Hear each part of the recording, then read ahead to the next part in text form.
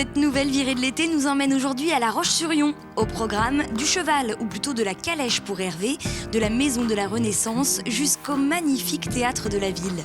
Et de mon côté, ça va planer. Séance de Tai Chi Chuan de bon matin au bord de Lyon avant de décoller au club de vol à voile lyonnais.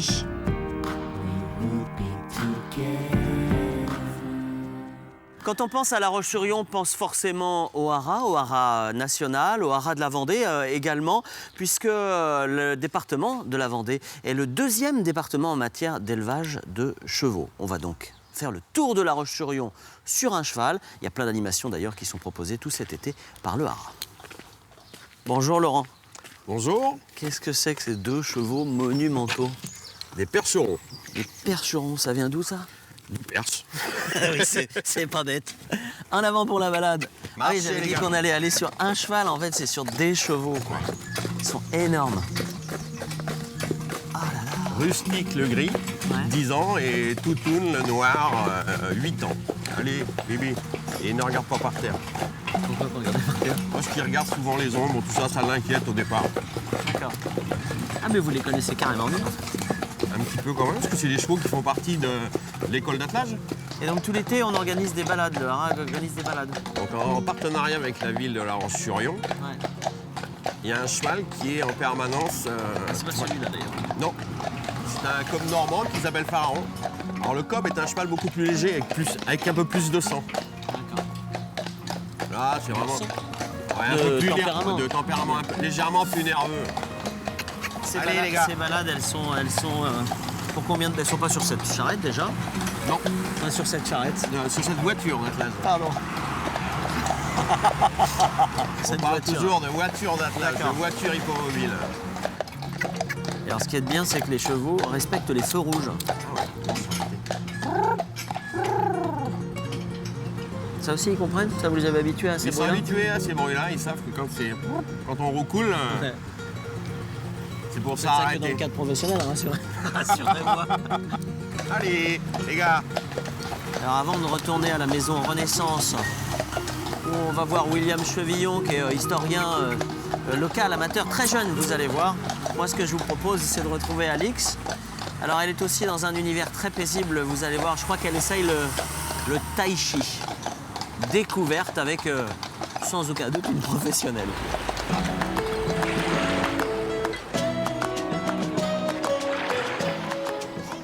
C'est l'un des arts martiaux les plus populaires du monde. Les Chinois le pratiquent depuis plusieurs siècles. Je veux parler du Tai Chi Chuan.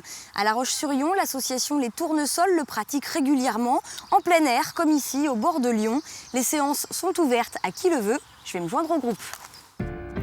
Georges m'accueille dans son groupe avec la plus grande simplicité. Alix, tu vas voir, c'est extra le tai chi. Ils ont l'habitude de voir les gens s'arrêter, les regarder, quelquefois même les rejoindre. Il faut dire qu'autant de calme et de sérénité, ça donne envie. Le tai chi, moi j'appelle ça l'art de ne rien faire. Ça me va très bien. Voilà, c'est laisser faire le mouvement à partir du centre du corps. Savant mélange de gestes et de postures, les pratiquants aguerris du tai chi peuvent enchaîner plus de 100 mouvements différents. Et attention, des mouvements très précis et codifiés. Alix, on dirait que tu es sur le bord d'un national faire du stop. Ici, on lâche les pouces. Ah oui, on se Voilà. détend. Et si tu y vas avec un grand maître chinois pour rentrer dans son école, le test, c'est 3 quarts d'heure comme ça. Tu sens ton corps. Je le sens déjà là, au bout de 3 minutes. Cela fait 27 ans que Georges a découvert ces chinoiseries, comme il dit en plaisantant. Depuis, le temps passe et semble ne pas avoir de prise sur lui. Ah, voilà, c'est que quand j'avais 40 ans, j'étais vieux et maintenant... Si vous n'avez pas 40 ans là? Non. Je tourne le bassin vers l'intérieur, puis ma main descend, emporte le genou à distance, puis je lance la jambe. Je lâche et je pose. Et ça, c'est un super travail qu'on amène avec lenteur chez les gens âgés qui ont des pertes d'équilibre. Il y a les jours où tu es en colère. Kick! Alors voilà comment que ça se passe. Coup de talon, tu défonces la porte. Discipline de la santé et de la longévité et en plus accessible à tous. Alors si vous voulez vous relaxer, développer votre souplesse et gérer un peu mieux le stress, eh bien vous savez ce qu'il vous reste à faire. C'est très poétique. Et on respire. Inspire, on ouvre comme ceci. Et en vrai, vous avez quel âge? Hein? Dites-nous un peu. Allez. Mais oui, 70. Ah ouais, d'accord. Je vais peut-être m'inscrire. D'accord. Ok.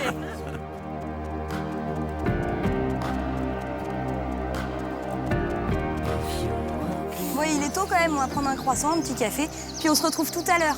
On va rester dans la détente, on va planer, puisque je vais monter un petit peu haut dans le ciel. On se retrouve au vol à voile lyonnais.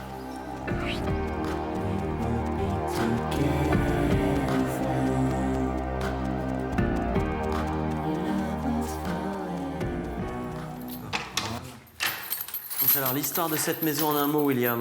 On est au cœur historique de La Roche, là. On est au cœur historique de La Roche. Ouais. Cette maison, elle date de 1566. C'est le plus vieux bâtiment civil, au fait, sur le territoire urbain de La Roche. Ouais. Alors, pour bien faire découvrir à celles et ceux qui nous regardent et qui viennent de très très loin parfois, pourquoi on dit de La Roche-sur-Yon, William, que c'est une ville napoléonienne? Simplement parce que Napoléon a signé le décret de fondation de la ville le 25 mai 1804. D'accord. Avant, ici, il n'y avait pas grand-chose. Un petit village de 450 habitants. Et la préfecture de Vendée était Fontenay-le-Comte. Ce qui posait des problèmes en matière d'accès aux institutions, à l'éducation, au commerce, etc. Donc Napoléon, dans une volonté de pacification du département, a voulu centraliser tout ce qui faisait la France des Lumières, donc le développement économique et culturel. On est au sortir des guerres de Vendée en 1804. On parle beaucoup du bocage, etc. Il s'est passé des choses pendant les guerres de Vendée à La Roche-sur-Yon? C'était une ville plutôt républicaine? C'était une ville plutôt... C'est une ville qu'on a pu considérer comme républicaine, mais c'est vrai que sa situation a beaucoup évolué dans nombre de villages dans le département. Ici, La Roche-sur-Yon, il n'y a pas eu d'exception quand les colonnes infernales sont passées en 1793 et 94. La Roche-sur-Yon a quand même été ruinée de manière assez considérable pendant la guerre de Vendée. Une des batailles dont on se souvient dans le coin, c'est notamment la bataille des Clouseaux, où Charette a tué le général Axo. On va retourner maintenant avec Laurent. On va aller se promener un petit peu en ville, parce que vous allez découvrir forcément la place Napoléon. Mais auparavant, je vous propose, comme chaque jour, de partir à la découverte d'une facette d'un petit artisanat local et d'un petit patrimoine, comme on en a l'habitude. À tout de suite. On y va.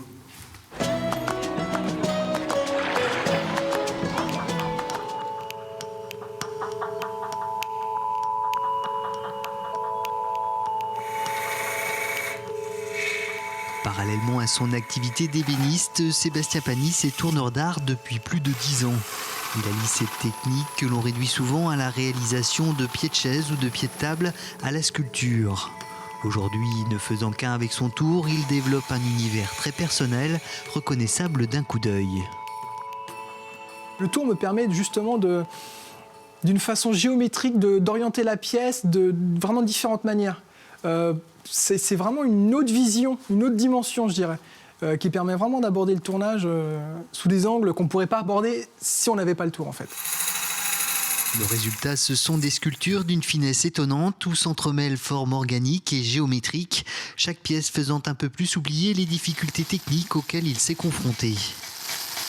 Au début, on tâtonne, on ne sait pas trop où aller, pas trop ce qui nous plaît, donc j'ai essayé plein de choses. Et petit à petit, je suis venu vers la finesse, vers les choses texturées et très fines.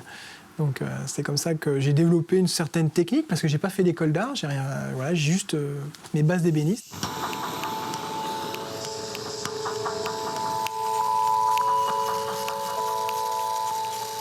On casse, on voit, on dit non, bon, faut pas faire comme ça, on va refaire autre chose de façon à arriver au bout. Il faut être déterminé, il faut, à partir du moment où on a quelque chose, enfin moi je parle pour moi, à partir du moment où j'ai quelque chose en tête et que je veux le réaliser, je mettrai les moyens nécessaires, le temps qu'il faudra pour le réaliser. En ce moment, Sébastien Panis travaille sur une série de 35 corbeilles de table, une commande passée par la célèbre chef triplement étoilée Anne-Sophie Pic.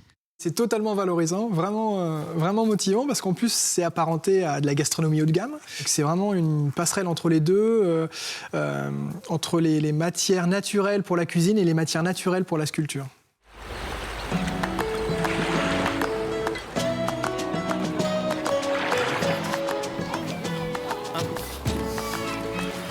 quand vous voulez. Hop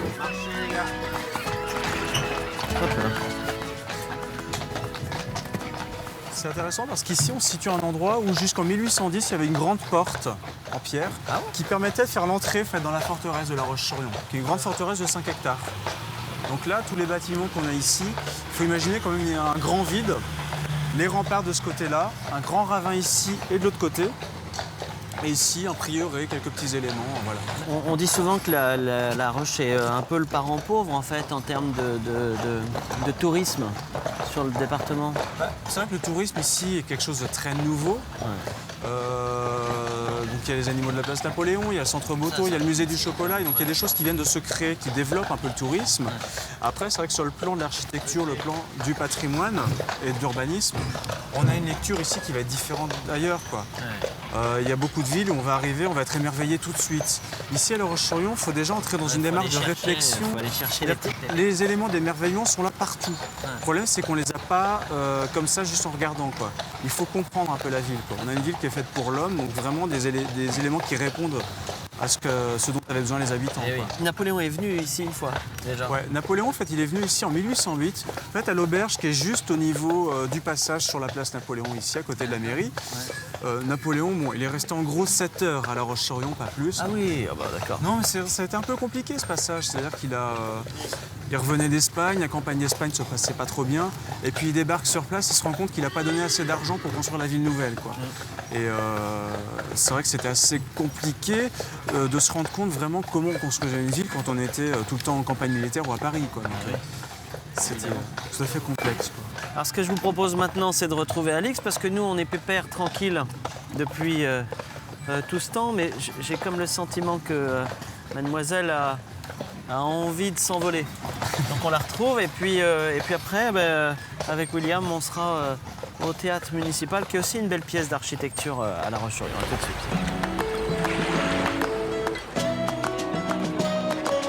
Je suis maintenant aux Ajoncs, au club de vol à voile lyonnais. Alors à la base, ce sont des passionnés qui ont relancé l'activité dans les années 70. Et puis très vite, le club a formé de nombreux pilotes. Certains sont même devenus professionnels. Je suis donc, en tout cas je l'espère, en totale sécurité pour monter tout de suite à bord d'un planeur. Salut Pascal, j'ai même pas peur. Bien réveillé? Ça va être une belle journée, oui, bien sûr. Je peux prendre ta tension ou bien pas avant qu'on réveillé. monte Pour être sûr que tout va bien. On pourrait éventuellement, il n'y a aucun problème. Donc là, tu es en Je suis train en de train mettre de les préparer parachutes. la machine, oui, mettre les parachutes. Le principe du planeur. On utilise les forces que nous donne la nature pour pouvoir continuer à monter. Alors non, c'est pas le vent, c'est surtout le fait que le soleil chauffe, que l'air chaud il est plus léger que l'air froid, donc il va monter et ça déclenche ce qu'on appelle des ascendances. Pour pouvoir monter suffisamment en profitant de ces ascendances, il faut qu'on tourne dedans. Et alors là, c'est vrai que on tourne. On tourne, on est en spirale. Vraiment, on va tourner? Oui, un petit peu, mais pas trop. On va incliner tout doucement et tout, non, il n'y a pas de souci. Et ça, c'est vrai que quand on est au sol, on ne se rend pas compte que la masse d'air est vivante comme ça. Mais quand on est là-haut, c'est magique, quoi. Pascal et moi, on vous dit... Oui, à tout à l'heure. Allez, cette fois, j'ai plus le choix. Je vais monter à bord de l'ASK21, le planeur école du club. ASK21, ma vie est entre tes mains. 17 mètres d'envergure, 450 kilos. Bon, je commence à me détendre, mais j'ai quand même un peu d'appréhension. Pascal, heureusement, n'en a aucune. Hier, elle a fait 238 km à bord de son planeur. C'est bon, je crois qu'elle sait ce qu'elle fait. Alors, Pascal, parachute on a, bob on a, lunettes on a, style on a. Style Vélivol complet, total. Attention, messieurs, dégagez le passage, on y va. C'est un Royal Air Nana. Alors, voilà. Et je crois que je vais être pas mal. Je vais pas être un bébé dans un siège auto. Oui.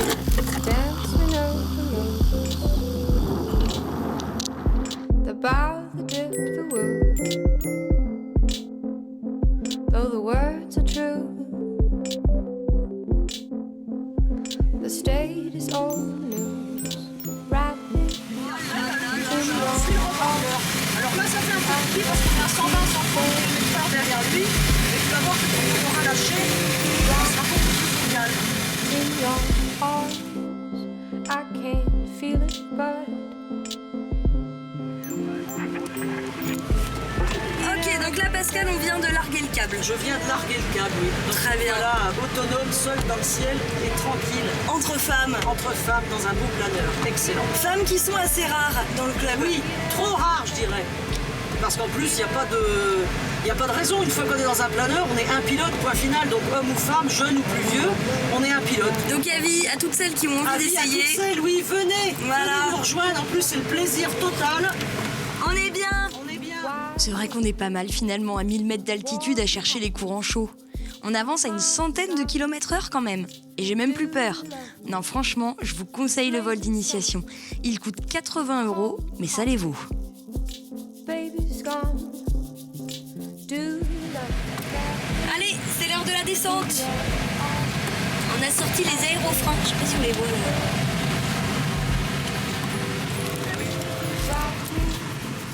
in your arms. I can feel it burn. Get up, get down. Get up, get down. Feel the generation inside. See the next one waiting. Get up, get down. Get up, get down. Ah ben on est bien, Tintin. C'était super agréable. Excellent. On s'est fait pousser aux fesses par les ascendances. Exactement. On n'a pas eu à vacher. Vacher, Non. c'est atterrir en catastrophe dans un champ. Bref, on est bien. C'était parfait. On est bien, on se revoit la semaine prochaine. On Ah recommence mais oui, avec plaisir. Bon, si j'arrive à enlever ce Avec truc-là. plaisir. Attends, je vais t'aider. Allez, moi je vais me reposer un petit peu, je vous laisse en compagnie d'Hervé. Très bonne fin d'émission.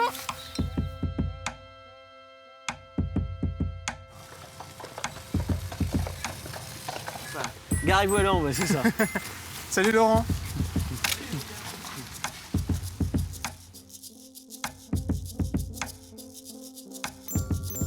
William, ce qui est surprenant ici, c'est pour ça que je voulais qu'on vienne terminer cette émission au théâtre municipal.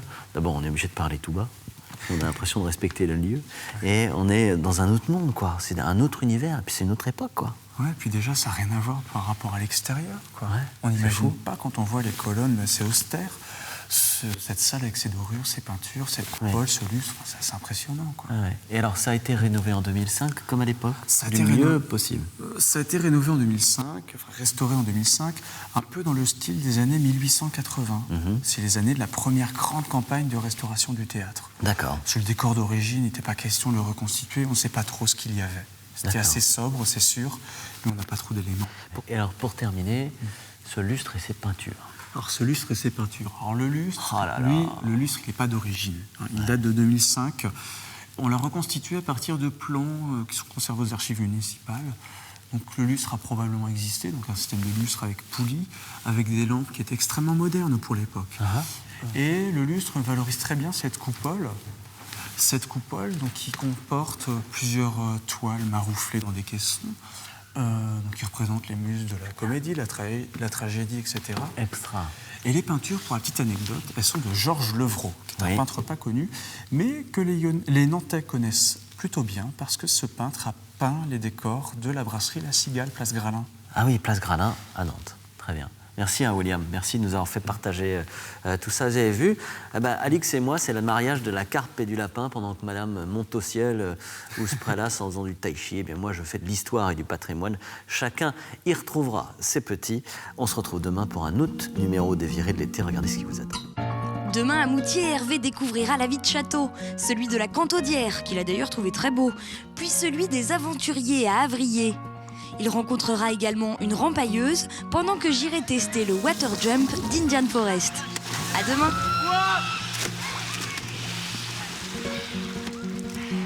J'ai fait un plat là. Ah, ouais. Je l'ai bien senti.